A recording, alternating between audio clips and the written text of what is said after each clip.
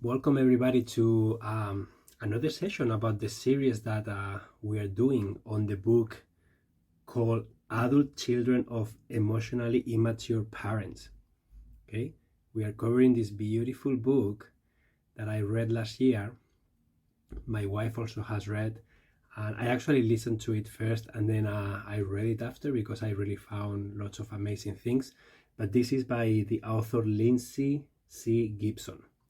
Okay, so today we're gonna be talking about the two different coping mechanisms of ways of dealing with emotional neglect, and that is internalizing and externalizing. Okay, so as always, I invite you to be very gentle with yourself. The intention of this session is not to blame, is not to be hard on ourselves or on anyone else. The intention for this session is all about being curious, becoming aware, and I hope start healing or keep healing generational trauma. Okay, so this is all dynamics that we learned when we were little, and they are kind of like creating ripple effects everywhere in our lives, and you are going to see like some of those things, why they happen like that, how what we learned when we were little is creeping into our romantic relationships, is creeping into our social interactions, is creeping in the way we work, in what we need, what we want, and yeah, the dynamics that we get involved with. It's very, very interesting. Lorette says, yes, it is really hard to be here in this series. So relevant though. Yeah, Lorette, I hear you. It makes total sense. It's very difficult for me sometimes when I'm reading the content because I see myself reflected as a father and also as a child. And I see myself reflected from both directions. And sometimes it's really hard. But let me tell you one thing. Anytime we resonate with something and there is an emotional intensity in something that we are listening to, or that means that there is something behind to uncover, something to work through, something to process. It's what I call an entry point. It's an opportunity to transform that resistance, that charged emotion that you may be feeling into a healing opportunity so that you can move forward in a different way. But it makes total sense, and please take care of yourself. Safety means something different for each person, so you know what you need to feel safe. You know when it has been enough for you. If you feel too triggered, I invite you and I give you the permission to take care of yourself in whatever way that is. And if you need to leave the session, just leave it and come back. Do whatever you need to do. I record all these sessions, so don't worry about missing out, because you can always come back for the recording. Okay? But my invitation is always to try to find your edge. Okay? Try to find the edge where you are starting to feel uncomfortable, but don't push it too much that you lose control, emotionally speaking. And one of the things that are really important is breathing. If you keep breathing deeply, when we breathe deeply, we can feel more. And sometimes we don't want to feel more, but it also allows us to be more present. It allows us to flow more energy. Just remember that all the emotions are energy in motion. So we are moving energy. This morning I was doing a practice, a meditation practice, and I was just bawling. I was just, there was so much coming out of me. I was so emotionally tender. And it's okay, that's beautiful, and that is so healing. So give yourself permission to go where you need to go. If you need to cry, cry. If you need to scream into a pillow, scream into a pillow. If you need to leave the session, leave the session. But always find your edge. Always try to encourage yourself to move a little bit further if you can, because there is awareness to be discovered here. Okay? I see how strongly I internalize, and I still blame myself in most situations. Yeah, Lorette, I feel that I am also an internalizer, and I feel you. It's so hard. It's so difficult not to be able to share, not to be able to ask for help, to be the quiet one, the one that no one pays attention to. and many other things. So I can feel you. This is so kind. Thank you, Emilio. You're welcome, Jan. Where do we find the recording, please? So Rachel, all the recordings from all my live sessions, you can go to my profile link on Insight Timer, and then you can find an option there. So just go to my profile link, go to the About tab, and there is a link in there. And if you click on that link, you will see an option that is gonna take you to a place where you can find all the archive with all the recordings. Okay. Hi Nicholas. Hi Rachel. Guys, are you open to doing a little bit of smudging before we get started? Would you like that? Just to clean the environment and to transition into the session? Let me know. Hello, Habidi. How are you doing? Thank you so much for being here. Yeah, and thank you all for creating space and time in your busy lives to be in this live session with me. It really fills my heart with joy. Okay, so I have a little bit of smudging here. Okay, so I just want you to remind yourself that the intention is to be kind, to be very sensitive, very compassionate, and we are not doing this to create more damage. We are doing this to heal, to create more healing opportunities with ourselves and with others. Okay, so I am smudging you, smudging your energy. This is a beautiful practice that I started doing not long ago, and I was introduced to it by different people, and I really like it because it's an opportunity to practice mindfulness. It's an opportunity to bring presence to the moment and to really remind yourself of what you are doing, what your intention is, and how you feel. So thank you so much for allowing me to do that.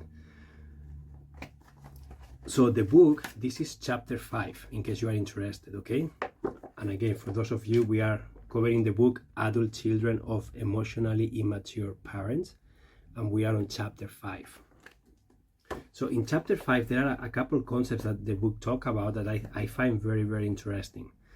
And then anytime that parents are not able to engage emotionally with children, there are two things that happen here, okay, according to the book. One thing is that the children, so imagine that I'm a children of an emotionally immature parent, I create healing fantasies. I create healing fantasies about future moments that will fulfill me. Healing fantasies about things that need to happen outside of me for me to feel fulfilled and being seen and being taken care of. And so I create this fantasy. And these fantasies, basically, you are creating a fantasy that doesn't exist, something that you would like to happen so that you can feel well. And then you are going to bring those fantasies, whatever needs to happen in that fantasy, that is going to look different for each of us. We are going to bring that to our romantic relationships. We're going to bring that to our social interactions. We're going to bring that to our work. We're going to bring that with us. Okay, so that's the first thing. We are going to create healing fantasies of something that needs to happen. And the other one is that we create a special family role. When we are little and we are emotionally neglected, we want attention from our parents. So we are willing to do whatever it takes to get that attention. And sometimes the book defines this as role self. We will create a role self, or we will fall in a specific role that will allow us to gain something at that moment when we are little. And then that role, we are going to carry that self role over to our adulthood.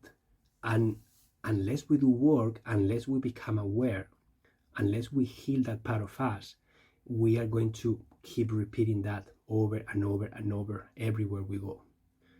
So this is very deep, guys. This is something that sometimes you may hear: inner child work, shadow work, generational trauma. There are so many words or labels that we can use in this context, but basically we create a healing fantasy of something that needs to happen for us to have our needs fulfilled. And then we also create special family roles, a role self, and we're going to dive more into them and some examples, okay? I'm giving you like an overview first so that you understand. Okay, can you guys see me? I see there is rattling sound. Can you guys see me, or are you so much background noise? Can you guys see me? Yes? Okay. Because there is no background noise here, so sorry if you're having technical problems. So basically, when we are little, the true self, our true self, is not good enough to engage. So we cannot find a way to engage with our parents. And what happens is that we create the belief that we need to become something other than who we really are.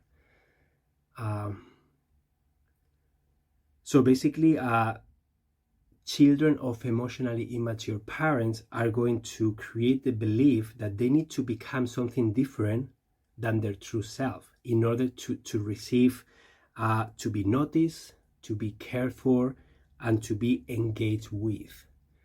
So just imagine everything that is happening here. So you are your true self, you are your true person with your personality and your way of interacting with the world, and all of a sudden you are placed in a dynamic with emotionally immature parents that have different dynamics and they have different needs. And so we have looked at some of the kinds of emotionally immature parents in past sessions. You can go back to the recording if you want. But once you are entering those dynamics, basically what happens is that you believe that you are the wrong person there. You don't know what to do, you are not getting what you need, so you need to do something about it. And you are going to create a role self, something so that you can get some energy, you can get some attention. And then basically when this emotional neglect is happening, there are two ways, according to the book, on how we can cope with that. And one way is internalizing, and the other way is externalizing. And we are going to dive into those two types of coping mechanisms, or how do we react to that more in depth. So far, I just want to check with you guys. So far, is this making sense? You guys have any questions so far? I just want to make sure that I didn't lose you. Yes, making sense. And I strongly recommend that you read this book or listen to this book if you resonate with this content, because the book expands so much and it has real life stories from different people in each chapter. So I found this book very approachable, very practical, very relatable, because it's not this kind of book that you read and it uses a lot of vocabulary and expressions that sounds too scientific or too medical or too this is very like down to earth, very like relatable for me at least. So yeah, by the way, I'm fairly new to your sessions. Do you do a meditation too? So Rachel, sometimes I do, sometimes I don't. Today we are covering this book, so there won't be like a practice of meditation, if that's what you are asking for. Okay. Yes, Emilio, but I thought internalizing meant we blame ourselves. Lorette, it doesn't have to be like that. Internalizing, as you will discover, there are so many attributes to that, and I'm going to read what it means, internalizing and externalizing. Both can blame themselves, so that's something that can happen on both cases. And you can have a bit of both, so you don't have to. Normally, the book says that you have a tendency to be more one than the other, but at some stages of your life, you may have both. You may embody both.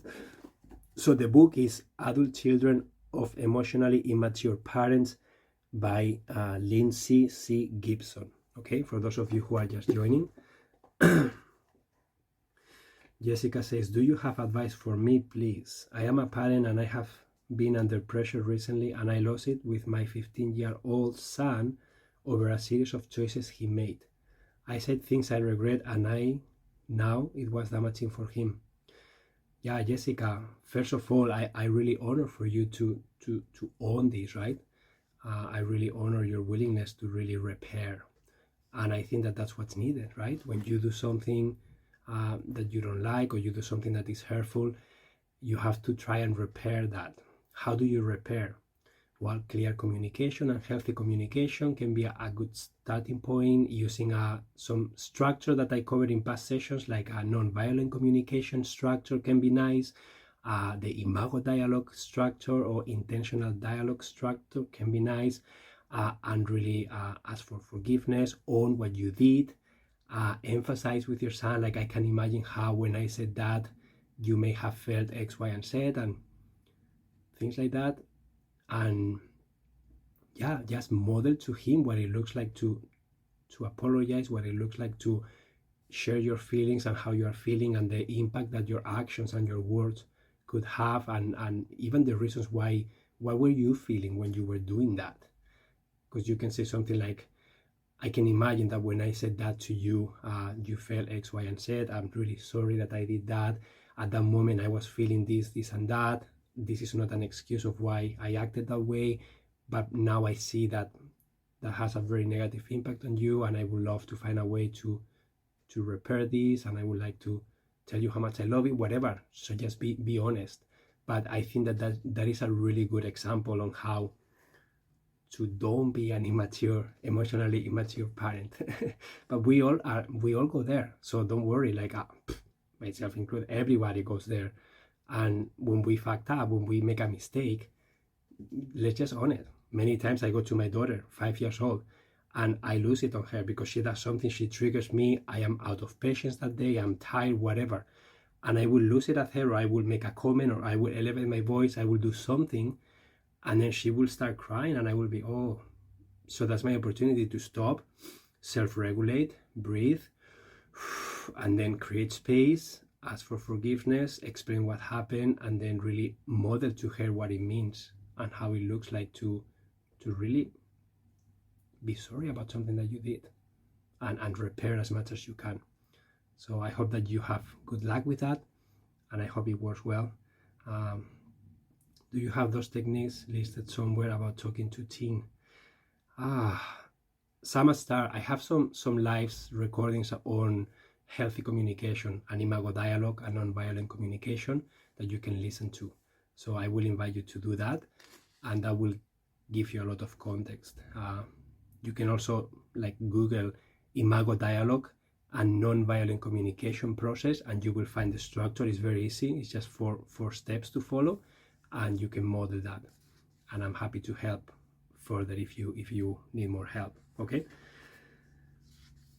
So talking about the healing fantasies, okay, I just want to read a couple of things from the book that it will help make more sense about this. Why do we create a healing fantasy? Okay. So as children, we make sense of the world by putting together a story that explains our life to us. We imagine that will make us feel better and create what I call a healing fantasy, a hopeful story about what will make us truly happy one day. So as you see, this is a story that we invent in our heads when we are little that will fulfill our needs. Okay? And she calls it a healing fantasy. Children often think the cure for their childhood pain and emotional loneliness lies in finding a way to change themselves and other people into something other than what they really are. Healing fantasies all have that theme. Therefore, everyone's healing fantasy begins with if only, and you can complete the sentence, if only, blah, blah, blah. And that will be a healing fantasy that you may have. So for example, people may think that they will be loved if only they were selfless or attractive enough, or if only they could find a sensitive, selfless partner. Or they may think their life will be healed by becoming famous or extremely rich, or making other people afraid of them. These are some examples of those fantasies. But whatever the healing fantasy, it gives a child the optimism to get through a painful upbringing in hopes of a better future. Many people have survived a miserable childhood in this way. The hopeful fantasy of one day being loved and attended is what keeps them going. So it's a self-defense mechanism. We create that because at that time of our lives we need that to survive. We need that to maintain hope. So that's what I'm getting from this, right? It's a fantasy that we create that hopefully one day we will receive that, because right now we are not. So how healing fantasies affect adult relationships? It says, as we grow into adulthood, we secretly expect our closest relationships to make our healing fantasies come true. Our subconscious expectations for other people come straight from this childhood fantasy world. And I just want to pause there. And I just want to ask you guys, what's coming up for you? And let me read this again. As we grow into adulthood, we secretly expect our closest relationships to make our healing fantasies come true. What comes up for you guys when I read that sentence? Makes total sense. So just imagine. So you are expecting, you need your closest relationships, most likely your partner, children, your parents, the people closest to you, they have to complete the healing fantasy. You need that from them, unconsciously.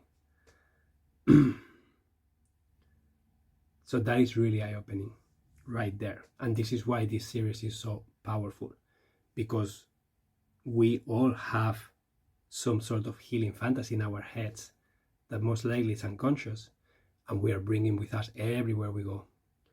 And our job is to discover it, get curious about it, and heal it. Hopefully that's what we can do with that.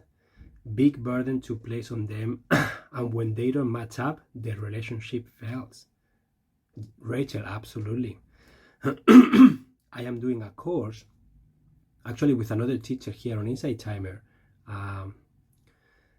and it's so wonderful because she's talking about Tantra. It's a whole course, it's a 9-month course about Tantra. And one of the things that we learn in that course is how important it is to be whole within ourselves. Okay, so basically the yin and yang, that symbol that is black and white, and it kind of interlaces. Ideally, that yin and yang, the masculine and the feminine, the positive and negative, like whatever you want to call it, hopefully you are complete inside of you. Our job here is to try and be complete whole beings in ourselves, and from that place we interact with the rest of the world, with the other people. What happens if we are unconscious and we don't have wholeness inside? We are going to find wholeness outside of us, and we are going to find the peace that we are missing, the peace that we need, the peace that will make us feel whatever we need to feel. And we are going to start a relationship with that person, because that person most likely has the same missing piece as you do. So perfect match. But what happens, as people say here, over time, the relationships will fail, because that's a toxic dynamic. That is a dynamic that you need something from each other. It's codependence. It is not interdependence. It is codependence. And I think we all have it in some degree. Like, I'm very codependent, and I'm working so much on becoming interdependent. But it is difficult. But the more work I do, the more I become aware of, and the more I try to change dynamics. And books like this one are gold, because are helping us see that. That sound interference is there again, huh? It's a heavy burden for our loved ones to figure out what our healing fantasies are. Yeah.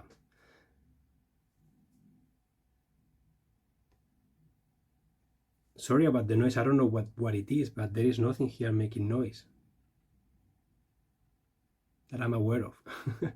So my apologies for that.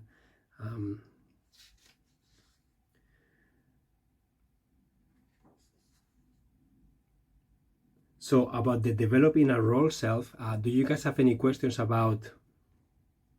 You guys have any questions about the healing fantasy? And I'm gonna try to stay without moving to see if that noise disappears, but I don't know what that noise is.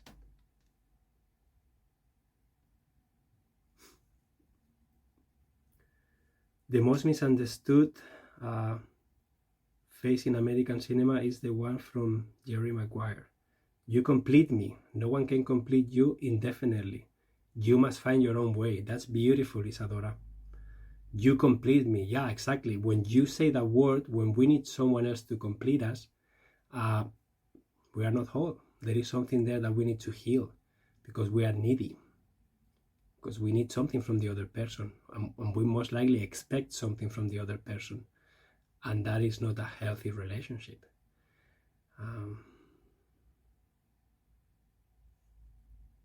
It started when you beat the smashing shell down.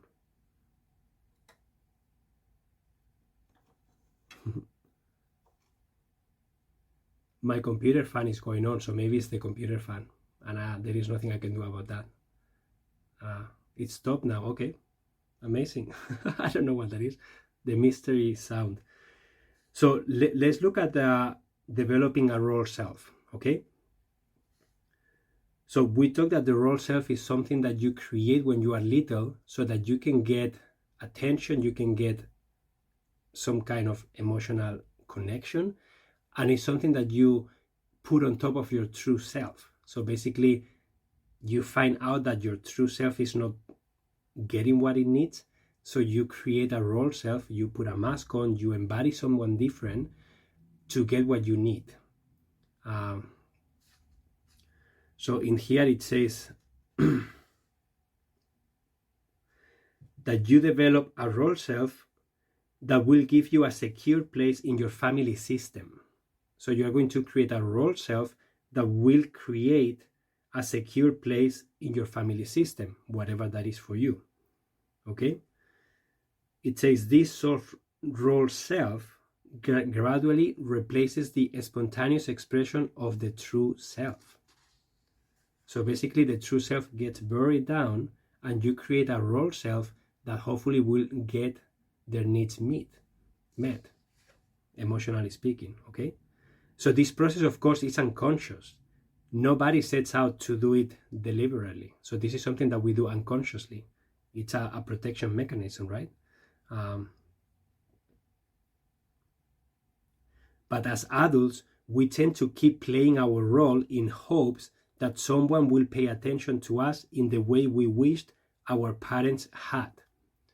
So basically, when we go into adulthood, we are going to keep using the same strategies. We are going to keep engaging the same way, getting involved in the same dynamics in the hopes that you get what you wished your parents gave you. And Imago dialogue therapy, it is based on this. Because Imago, it's image in Latin, I think, and then basically it says that you are an image of your parents. You are an image of what you learned in the dynamics of the environment where you were growing up.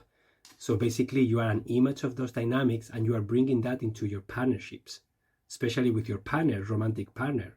And then you are going to do those dynamics because they are familiar to you, because you are wishing that you are going to receive what you needed. And then that's why we trigger each other so much in partnership, because we are touching the most tender spots, emotionally speaking, and we are engaging in dynamics that we have an agenda with. We want something from. We are needy. And many times this is unconscious. This is not something that we are doing intentionally. It's just unconscious. That's why hopefully we can become aware of this and then bring it to the consciousness and start healing it. That is so profound. Wow, I finally stopped this behavior most of the time. Yeah, Amazing. That's great. Can this vacuum of attention lead to promiscuous behavior in people, especially young people? Anna, absolutely. Yeah, absolutely. Wow, I need to find and read this book and perhaps buy copies for my yeah, give one copy to each family member and to your partner. Yeah, it's a really good book. Some people get triggered though, especially when they see the title, they see themselves reflected and they feel like attacked. It's like, well, do you think I am that? So it can be very, very triggering too. But yeah. So so yeah, these concepts are really interesting. And then now I would like to read you the definition according to the book about internalizing and externalizing.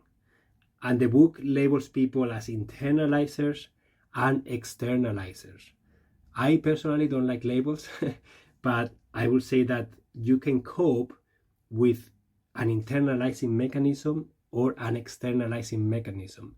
You may have a tendency to gravitate to one more than the other, but they could be mixed. Okay, so you don't have to only be one or the other. There can be a fusion in there, depending on your situation. Okay, but yeah, let me read. Makes sense, and it may be so hard for us to recognize because it is embedded into our nature over childhood years.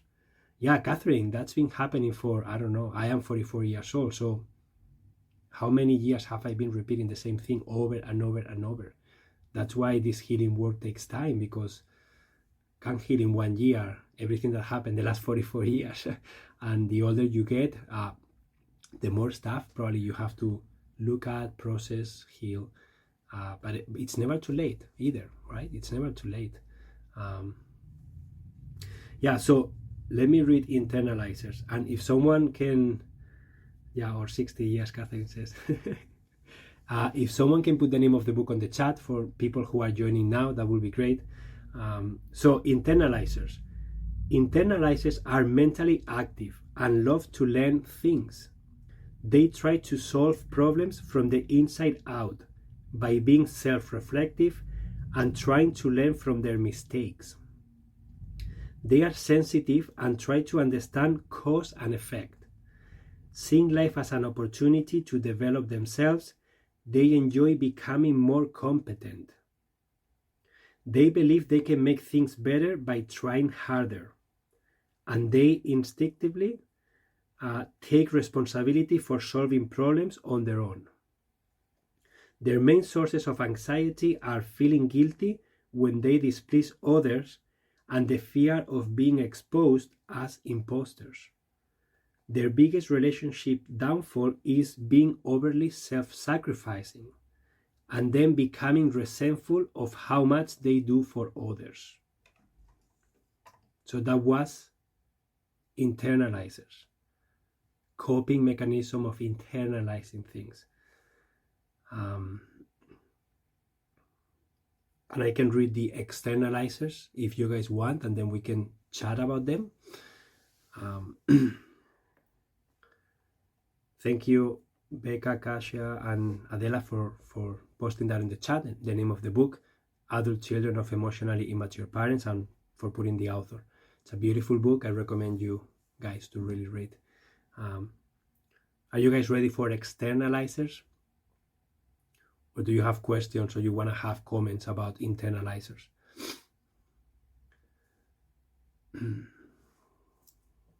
Just let me know. I don't want to overwhelm you going too fast.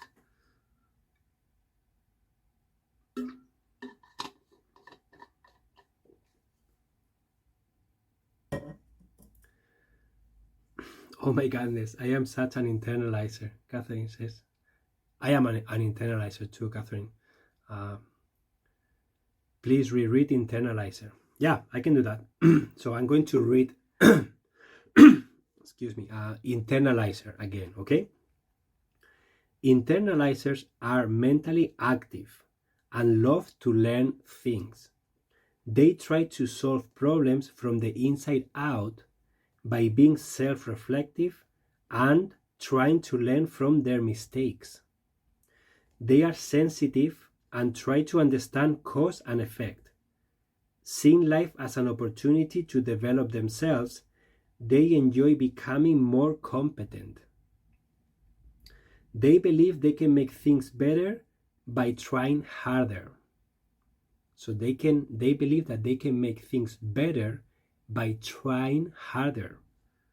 And they instinctively take responsibility for solving problems on their own. Their main sources of anxiety are feeling guilty when they displease others and the fear of being exposed as imposters.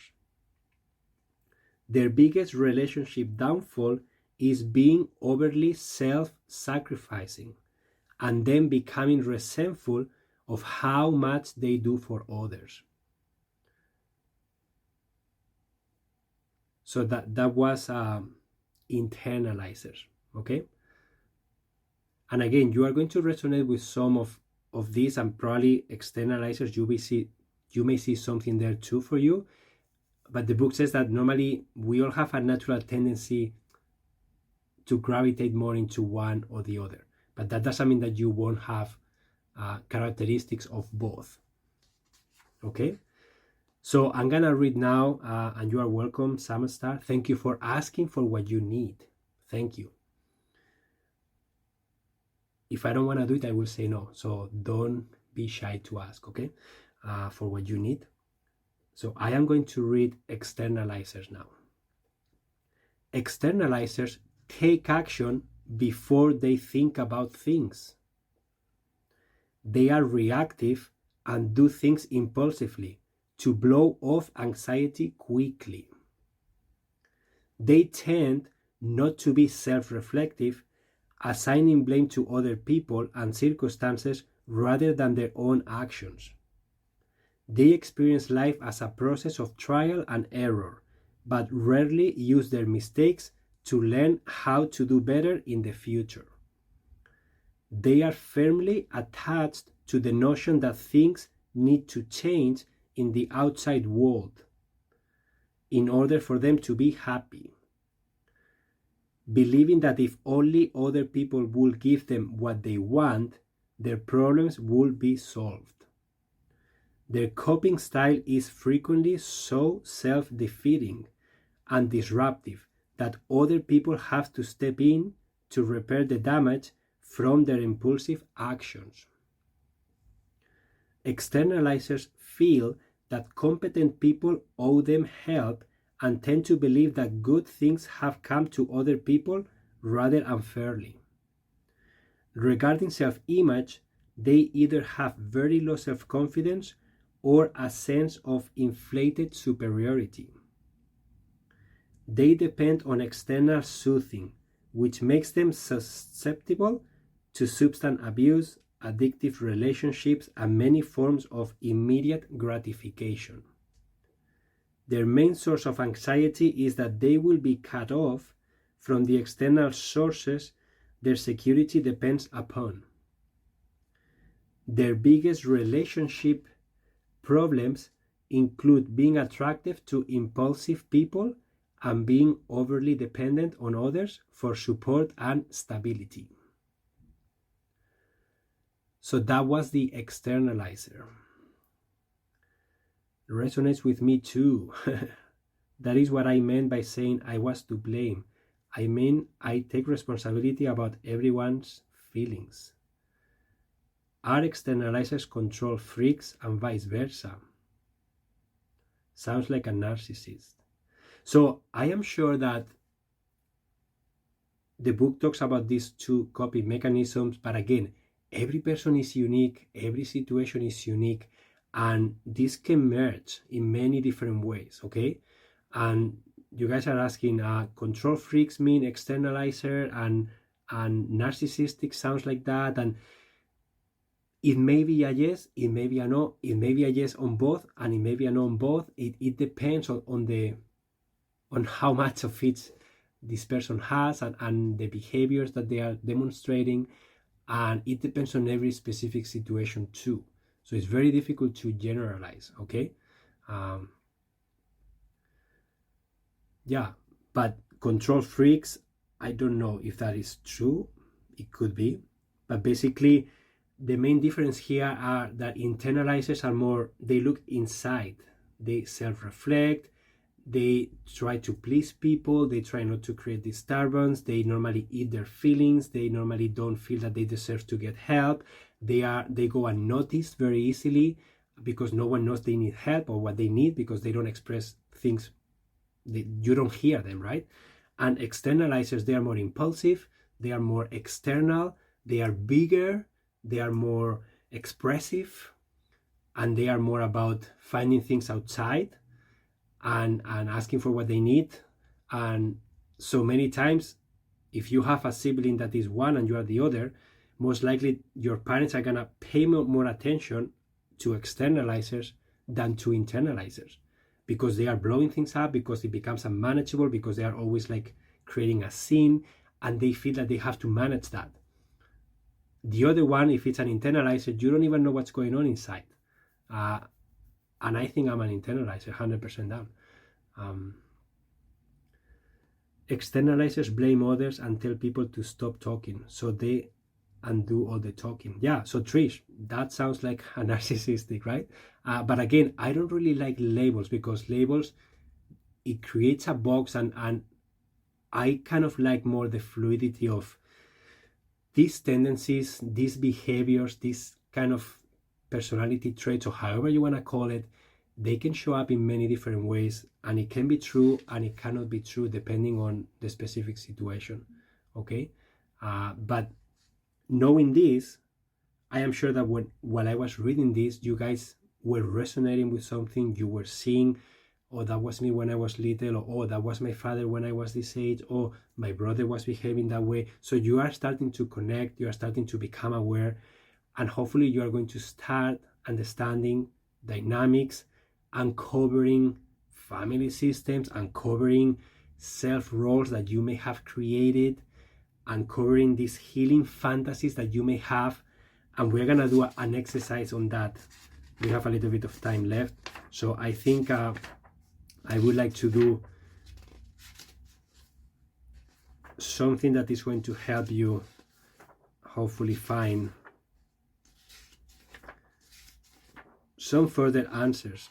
This book is really good because at the end of each chapter there is like an assessment that you can do, and it's asking you questions, and then you have to answer yes, no, and then with that information you are going to become more aware of where you may stand.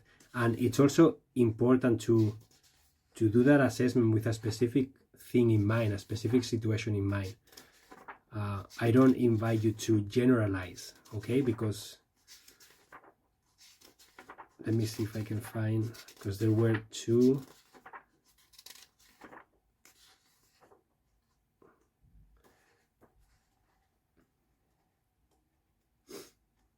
And do you guys have any questions so far? You want to comment anything? Does the book talk about a blend or situational factors in internalizing and externalizing? Jan, the book goes in depth with each one, and each internalizer and externalizer, it has a lot of things, a lot of like sub chapters that you can read about. It goes really, really deep. Okay, I don't have time to cover everything in 1 hour. It's just impossible.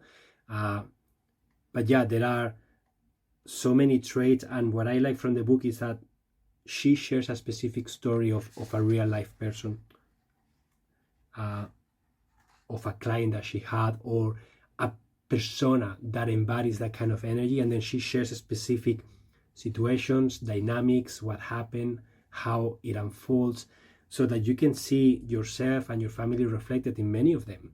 And then you can, oh, that's me. I never knew that that was blah, blah, blah. And then that's an opportunity for you to become aware of it. So yeah, like the book has a lot of extra information. But here, for example, externalizer traits, and it says approach to life. Okay, and then I'm gonna read a few for you to get a sense of what this is about. But it's beautiful. It's beautiful. Let me see one thing. One thing that felt unstable to me growing up was seeing my dad swing between the two extremes constantly. Yeah, Jan, amazing that you are aware of that. I also had a father that, well, I have a father that he was bipolar for a long time, and I could see him going from extreme depression, basically, to extreme maniac attack. And it was very hard to see those two poles in just a matter of weeks sometimes. So he has a few attacks that I witnessed, and I can tell you it was really hard to see him in those two poles, especially the maniac. Oh my God, it was so horrible to see. Yeah, unfair to label everybody as a narcissist. Yeah, Isadora, I don't really like labels, and I like to call them tendencies, because if you tell, like, if I were to go to my partner Samantha and I say, Samantha, you're a narcissist, she will be really attacked and very offended. But if I say, hey Samantha, I did notice when you did that to me, it felt to me that that was kind of like not nice, and that was like, it felt like a narcissistic like action, or when you did that, it made me feel X, Y, and Z. If you can even remove the label altogether, just express how you felt when that action happened. That will be more healthy, that will be more well received than if you put a label on someone. Absolutely. How does an internalizer deal with an external type personality? That's a great question, Trish. Then run, Emilio. I'm gonna run away.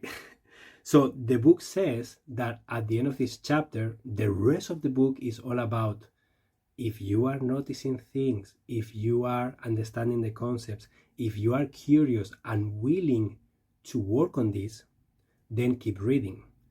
So the book goes deeper into many things, and I'm sure that answer is also, that question is also answered. But again, there are so many different types of internalizers, there are so many different types of externalizers. There are people that they may have both mixed up, and depending on the situation, they may show up as one way or the other. So it's very difficult to answer that question, generally speaking, because, as I say, every situation is unique and different. But yeah, that's a great question, and I would love if you ask that to the author and see what she says.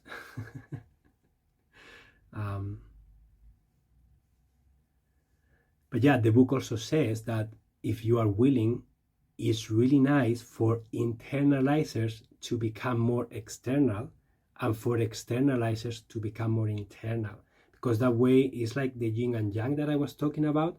It's like you are fusing both poles, and instead of being on the extreme, ideally you will be in the middle, and ideally you will be able to tap into both, right? Depending on the situation, you will say, oh, this situation requires me to self-reflect. You will go inward, and you will honor that. In some other situations, you say, no, this situation, I have to step up for myself. I have to express. I cannot be quiet here. So you will tap into that. And that is what we all have to learn, right? Ideally, tap into those two things. And then you get control over how you use them, because you are aware and conscious. In my case, for example, I have a hard time taking up space in front of people. And you may be saying, Emilio, but you are here in front of like 130 people. Yeah, and I'm working on it. I'm not saying that I cannot tap into it, and I am tapping more and more, but many times my tendency is like to hide. I don't want to, I am an internalizer, and sometimes I just want to be alone with my own things, just learning, just leave me alone. I don't have to show up, I don't have to hold space, I don't have to do anything. But when I feel like it, I can do it. So hopefully I'll get to the point where I will read the moment, and I will decide, this moment calls for 100% of my externalizer. Boom. And I show up there like a monster, like a dragon. In a nice way, right? In a respectful, but holding myself with structure, with boundaries, with passion, and then when I decide, I don't have to do anything here. I just go inside and I just enjoy that. So ideally, we will learn from both poles. That's what the book is inviting us to do. Christina says, yes, as a therapist, I stay away from labels. They are so constricting. Yeah, it's hard to move from that place. Yeah, Christina, absolutely. Thank you for sharing that as a therapist. Labels take your power away. When you are something, and you can change because that's what you are. When you have a tendency, when you have a habit, when you have a tendency, I will say, then you can change that tendency. And that's why my latest course about procrastination, I talk about this. I don't want you to call yourself, I am a procrastinator. Just say, I have a procrastination tendency in this area of my life, and I am willing to look at it and change it. But you are not a procrastinator. You may procrastinate sometimes, and the same happens with everything in mental health, right? I really stay away from labels too. So thank you for sharing that. Yeah, exactly. They become your story. Absolutely. Guys, I read a book called The Power of Story, and I did a live on it. And the book talks about how powerful your story, the story that you are telling yourself is, because it becomes your reality. So that's why it's so important to notice how you talk to yourself. And we all have narcissist traits, absolutely, T. Depending on the situation, we all have everything inside of us. And depending on the situation is going to evoke something from us, consciously or unconsciously. So many times we may react impulsively to something, some other times we may do it consciously. But yeah, many things, many tendencies, many labels, as you want to call it, can show up from us. And our job is to become aware of them. I realize this is off topic, but I am intrigued by your background. Is that a bed at the top of the ladder? Yeah. Yeah, this is I am doing, before COVID, we built this banky. This is in the backyard of our home. And this is like a room, and it has a bed up there. And then I use this as a shelf now, but yeah, I can go up and I can sleep up there. So it's like a little cabin outside of the house. So the true definition of a narcissistic is somebody who cannot change. They are not tendencies. It's a full-blown personality disorder. Juliet, it makes sense that you believe that, and it makes sense that in some cases it may be very extreme, but from what I know, from what I have experienced with labels like schizophrenia, my sister has schizophrenia paranoid, bipolar, my father is bipolar, and I have been surrounded with mental health pretty much my entire life. And I can tell you that for me, that is not my experience. That is not truth for me. I choose not to believe that. That is my own personal choice. Okay, doesn't mean that you are right or wrong. And it makes sense that in some cases it may be very extreme and very. But I want to believe that if someone wants to do something about it, they can do something about it. And that's what I want to believe. That's what I choose. I would like to gently add that labels can sometimes be very helpful, finding support groups and other people to help process what we are going through. Yeah, that is absolutely true. You can relate. It's easy to relate with others if you have a specific label. You can find people alike.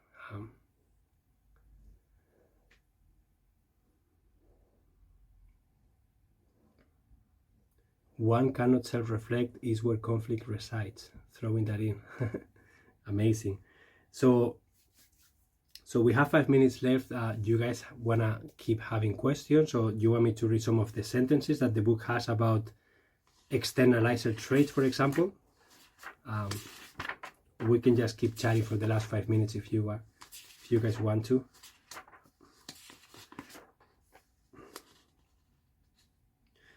Actually, this one is better. Identifying your healing fantasy and role self. I think this will be more powerful. So these are questions for you to help identify your healing fantasy and the role self that you may have created when you were little. Okay? So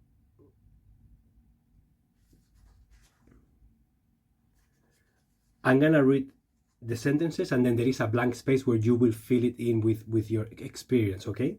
So for example, I wish other people were more. Why is it so hard for people to For a change, I would love someone to treat me like. Maybe one of these days I will find someone who will blank. In an ideal world with good people, other people would blank space. I try hard to be. The main reason people like me is because other people don't appreciate how much I always have to be the one who. I have tried to be the kind of person who. So when you complete these sentences, they are going to give you a lot of really good information about both the healing fantasy that you may have created and are living by or are expecting for, or the self role that you embodied, that you put on yourself when you were little, so that you could get attention, care, being seen, and being engaged emotionally. So this is just one example of some of the exercises that the book has inside that is so powerful. It's just such a nice way to find more things inside of you that maybe you won't get from just reading the book.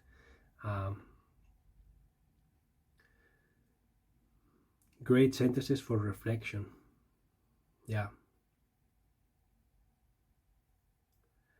It is not reasonable to carry other people's burdens or how they process or deal with situations. Yeah, Trish, that is true. I mean, you can support people, but it is not fair to ask them to, for things that you need all the time, right? That is not reasonable. That's why it's important to do the work, to heal, to become whole, to become unneedy. And this takes time, okay? So I'm not saying that we're gonna do this and we're gonna be completely whole and unneedy, but at least if there is a willingness to keep doing the work, if there is a willingness to keep being curious, if there is a willingness to listen to the people you love when they are sharing something with you, if you even are proactive and you ask them, hey, how do you see me? Is there anything I do that maybe bothers you? Like, is there anything that you notice from the outside? I do this a lot with my friends and people I love. Sometimes I ask them, hey, can you be completely honest with me? And from the outside, what do you see? Because sometimes I may be completely blind to it. And I tell them, like, I am ready to receive the good, the bad, and the ugly. Honestly, be honest. I will appreciate your honesty. And we do this in our man circle too. When I go to the man circle, sometimes we do that. One person will ask that question, and then everybody will say from the outside, I see this in you, I see this in you, I see this in you.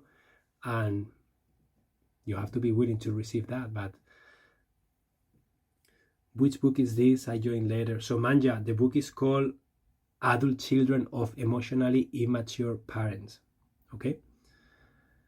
I appreciate your work here on Inside Timer, Emilio. Thank you so much, Lorette. Well, guys, thank you so much for being here.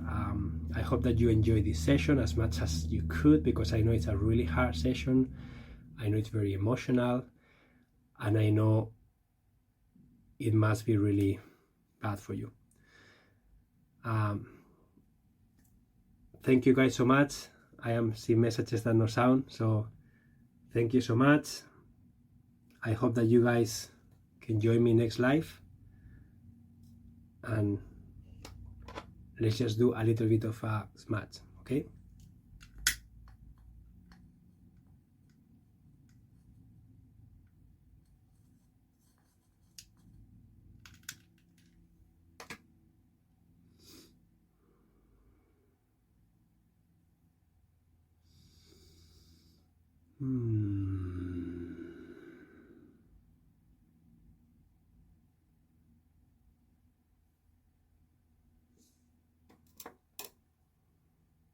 Thank you so much, guys.